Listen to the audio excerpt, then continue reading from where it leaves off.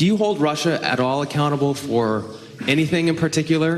And if so, what would you consider them that they are responsible for? Yes, I do. I hold both countries responsible.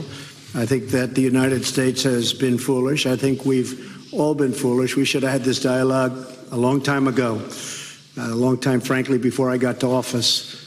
And I think we're all to blame. I think that the United States now has stepped forward along with Russia, and we're getting together, and we have a chance to do some great things, whether it's nuclear proliferation in terms of stopping, because we have to do it. Ultimately, that's probably the most important thing that we can be working on.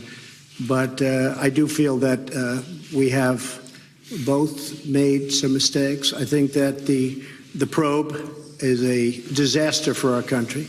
I think it's kept us apart. It's kept us separated. There was no collusion at all. Everybody knows it. People are being brought out to the fore. So far that I know, virtually none of it related to the campaign. And they're going to have to try really hard to find somebody that did relate to the campaign. That was a clean campaign. I beat Hillary Clinton easily. And frankly, we beat her. And I'm not even saying from the standpoint, we won that race.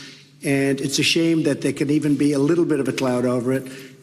People know that, people understand it, but the main thing, and we discussed this also, is zero collusion, and it has had a negative impact upon the relationship of the two largest nuclear powers in the world. We have 90% of nuclear power between the two countries.